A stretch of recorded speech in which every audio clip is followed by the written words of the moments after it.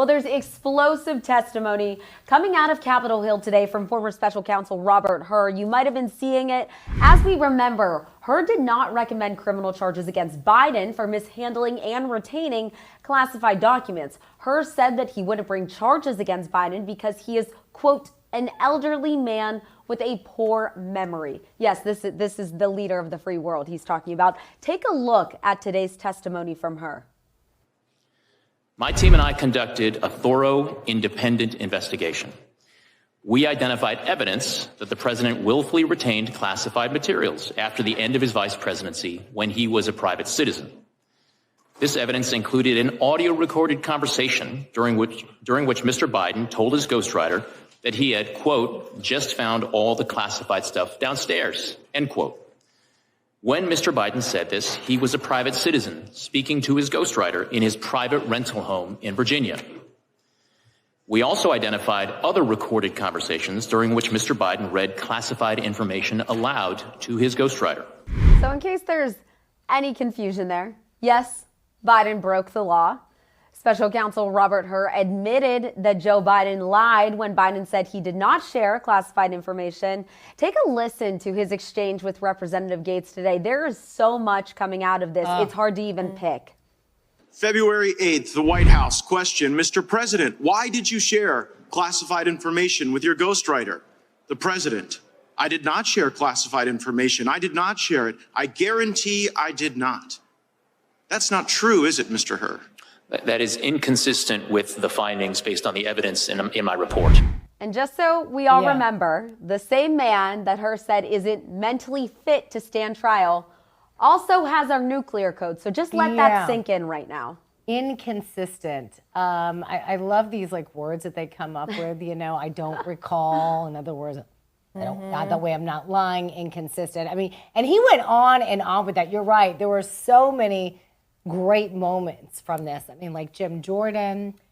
And and he did not come out and say that he was exonerating Biden. He pushed back when the Congresswoman, the Democrat Congresswoman was saying, pushed back on that and said, no, that is not in my report. No, we are not exonerating Biden. And definitely she kept on talking over him, talked over him, and he would not take it. Yeah. And let's remember that we have both parties grilling Hur right now. So he is not a friend to either party at this moment. It looks like really interesting. I want to point this one out as well. Former special counsel Hur accuses the Democratic representative, Adam Schiff, of implying that he should have released a, quote, sanitized version of the report to the public and a different version to the Department of Justice. Take a listen. And ladies, I want to get your reaction on the other side. I need to address something that you said in your prior question. What you are suggesting is that I needed to provide a different version of my report that would be fit for public release. That is nowhere in the rules. I was to prepare a confidential report that was comprehensive and thorough of an What is in the rules, Mr. Hur, what is in the rules is you don't gratuitously do things to prejudice the subject of an investigation when you're declining to prosecute. You don't gratuitously add language that you know will be useful in a political campaign. You were not born yesterday. You understood exactly what you were doing.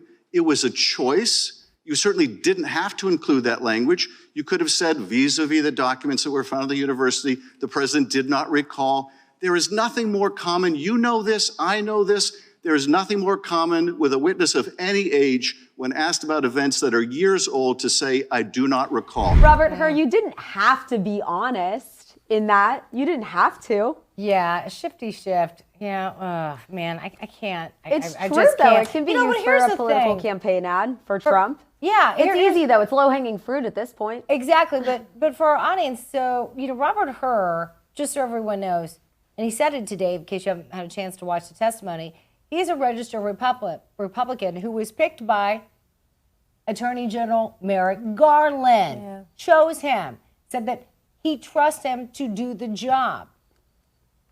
Well, you know what? I would say this by far. I know what you're saying. Like, not every Republican's going to be happy with this. Not every Democrat's going to be happy with this. By both sides. But I think for the most part, this is more damaging to Biden by far. 100%. I consider this a win for Trump. I really do. And it also just shows the double standard between Trump and Biden. I mean, Trump is even tweeting it out on Truth Social right now, acknowledging this. And any American with a brain can look at what's going on here. You know, it's funny because people are trying to defend Biden by saying, look how well he did at the State of the Union.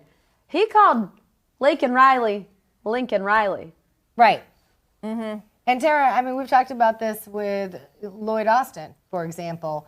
That there was a physical issue, but service members died, and there is something at stake. I mean, if you're not mentally able to do this, I mean, he lied multiple times. He couldn't remember when his son died. I mean, clearly he's not fit.